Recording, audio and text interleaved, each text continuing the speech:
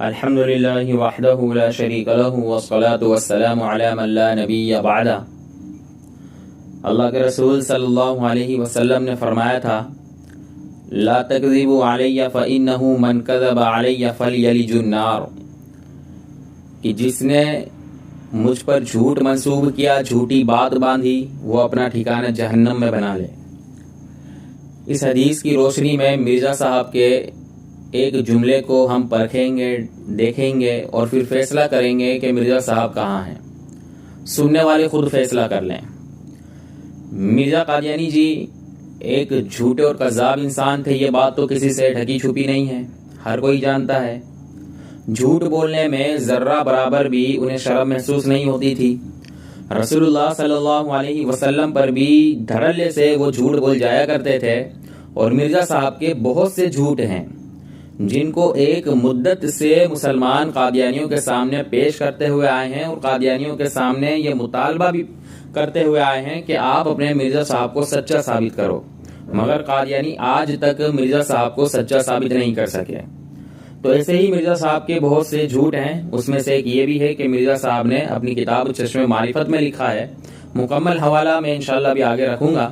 تو مرزا صاحب فرماتے ہیں کہ رسول اللہ صلی اللہ علیہ وسلم نے فرمایا کہ ہندوستان میں ایک کالے رنگ کا نبی آیا تھا جس کا نام کاہن تھا۔ مسلمان گزشتہ 100 سالوں سے قادیانیوں سے یہ مطالبہ کر رہے ہیں کہ مرزا صاحب نے جو یہ حدیث لکھی ہے، یہ حدیث کس کتاب میں ہے۔ ہمارا دعویٰ ہے، ہم کہتے ہیں کہ مرزا صاحب نے یہ رسول اللہ صلی اللہ علیہ وسلم پر جھوٹ بولا ہے، اور اللہ کے رسول صلی اللہ علیہ وسلم نے جو یہ فرمایا، لا تکذبوا علی فإنہ من کذب علی فلیلج النار، اس حدیث کے تحت مرزا صاحب جہنمی ہیں۔ تو آپ لوگ جو سن رہے ہیں وہ سن کر بھی فیصلہ کر سکتے ہیں۔ عام طور پر قادیانی اس سوال کا جواب دیتے ہوئے اس طرح دھوکہ دیتے ہیں کہ فلاں بزرگ نے کرشن جی کو نبی لکھا، فلاں نے نبی کہا، جبکہ یاد رکھیں کہ یہاں پر بحث جو ہے یہ نہیں ہے کہ کرشن جی نبی ہیں یا نہیں، بلکہ بحث یہ ہے کہ اللہ کے رسول صلی اللہ علیہ وسلم نے یہ بات فرمائی ہے یا نہیں۔ اس بات کو پلے باندھ لیں۔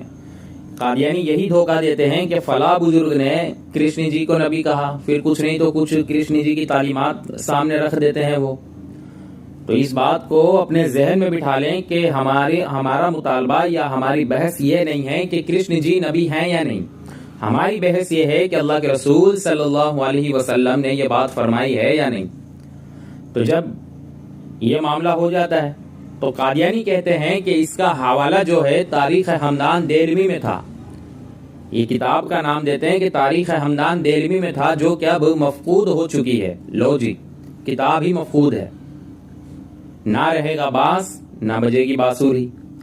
تو قادیانیوں کے اس جواب پر بات کرنے کی ہمیں کوئی ضرورت ہی نہیں ہے، یعنی یہ تو کوئی دلیل ہی نہ ہوئی نا، کتاب ہی نہیں ہے تو نہ رہے گا باس نہ بجے گی بانسری، تو یہ تو دلائل کے میدان میں اس طرح کے دلائل یا جوابات چلتے نہیں ہیں۔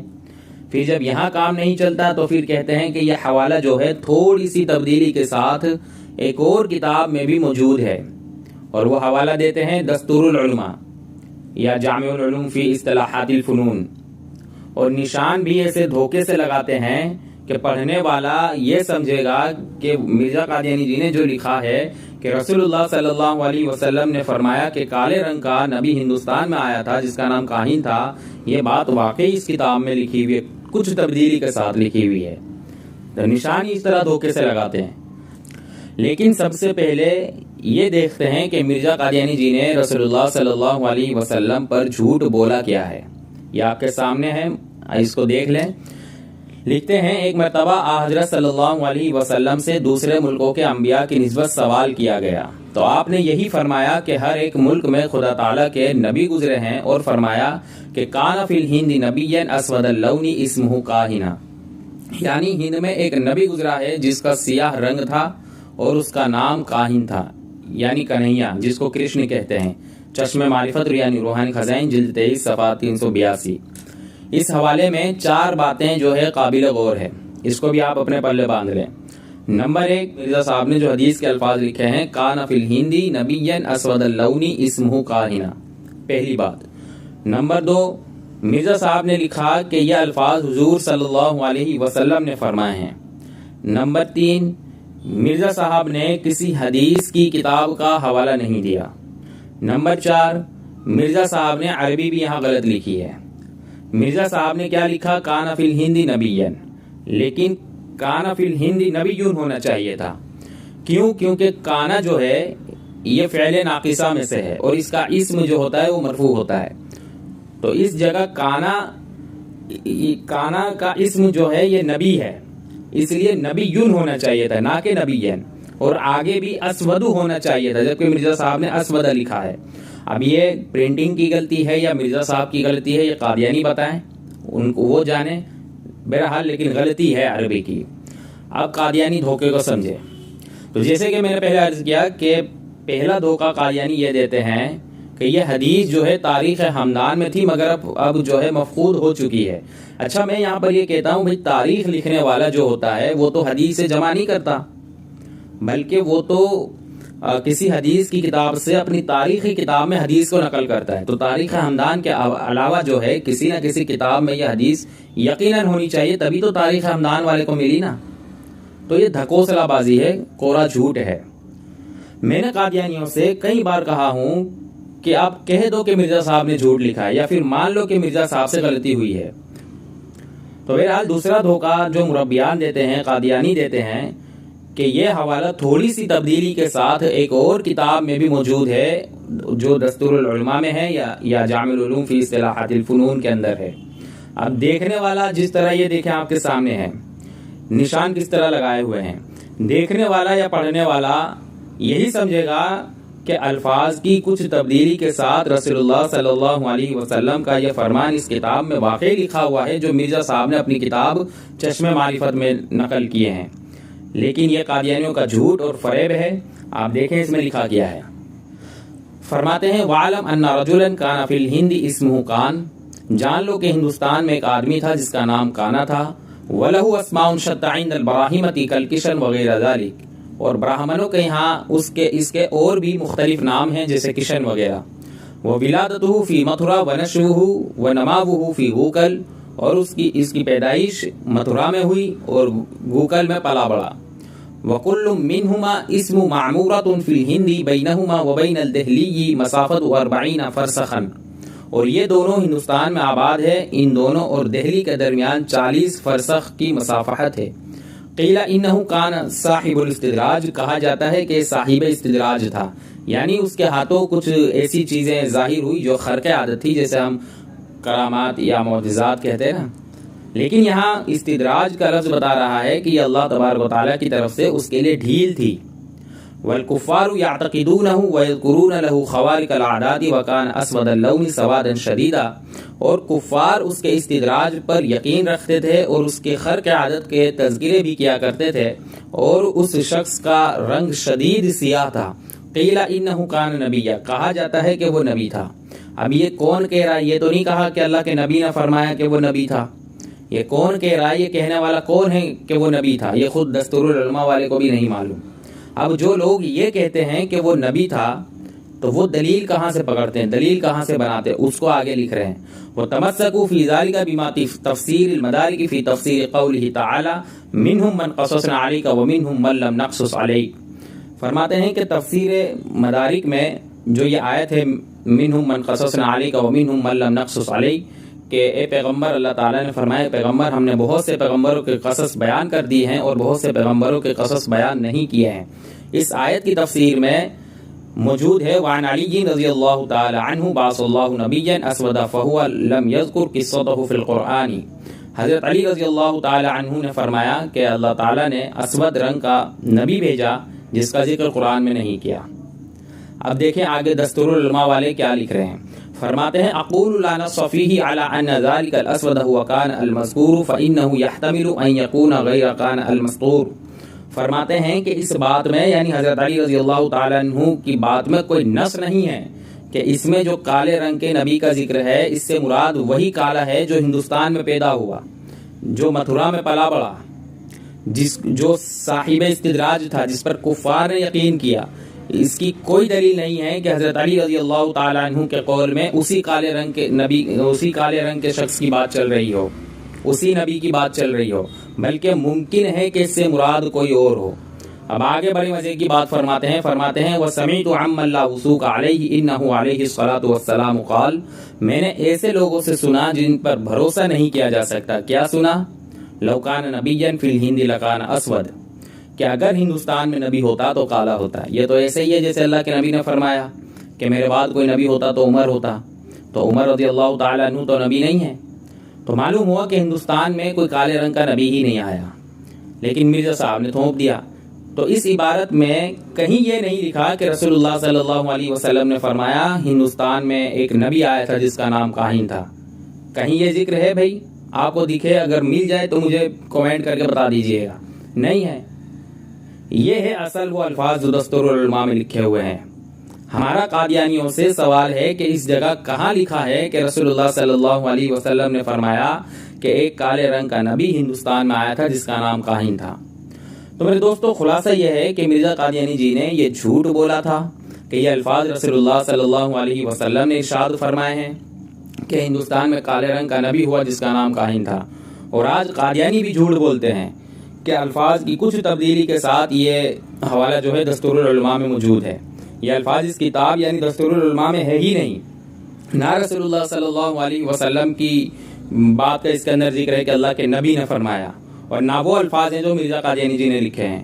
اور نہ کوئی قادیانی قیامت کی صبح تک رسول اللہ صلی اللہ علیہ وسلم سے یہ بات صحیح سند کے ساتھ ثابت کر سکتا ہے. تو اب دیکھیں دستور العلماء میں تفسیر نصفی کا حوالہ دیا ہوا ہے، مدارک کا. تو اب ہم چلتے ہیں مدارک کے اندر. اس کے اندر وہ قول موجود ہے. دیکھیں حضرت علی رضی اللہ تعالیٰ عنہ کا وہی قول جو دستور العلماء والوں نے نقل کیا. وعن علی رضی اللہ تعالیٰ عنہ ان اللہ تعالیٰ بعث نبیا اسودا، کہ حضرت علی رضی اللہ تعالیٰ عنہ فرماتے ہیں اللہ تعالیٰ نے اسود رنگ کے نبی کو بھیجا. تفسیر النصفی جلد 3 صفحہ 222. اب اس کے علاوہ جو ہے قادیانی یہ بھی کہتے ہیں کہ تفسیر کشاف کے اندر بھی یہ بات موجود ہے. اس میں بھی دیکھ لے وہی بات ہے. وعن علی رضی اللہ تعالیٰ عنہ ان اللہ تعالیٰ بعث نبیا اسود، اس میں بھی وہی بات ہے. لیکن اگر ایک لمحے کے لیے ہم یہ بات مان بھی لیں کہ یہ حضرت علی رضی اللہ تعالیٰ عنہ کا قول ہے اور اس کی سند بھی بالکل ٹھیک ہے، تب بھی قادیانیوں کو اس سے کوئی فائدہ نہیں ہے. کیوں نہیں ہے؟ کیونکہ نہ تو یہ رسول اللہ صلی اللہ علیہ وسلم کی حدیث ہے، نہ اس میں ہند کا لفظ ہے، اور نہ ہی اس میں کاہن کا لفظ ہے کہ اس کا نام کاہن تھا. لیکن روایت کی تحقیق کے لیے جو ہے روایت کے اصل ماخذ کی طرف ہم چلتے ہیں. آج قادیانیوں کو انشاءاللہ گھر تک ہم چھوڑ کے آئیں گے انشاءاللہ. اب دیکھیں تفسیر کشاف کے اندر المعجم الاوسط للطبرانی کی بحث ہے نیچے حاشیے میں. تو اب ہم المعجم الاوسط للطبرانی کے اندر چلتے ہیں. یہ آپ کے سامنے آگے حدیث نمبر 9319. کیا ہے اس میں؟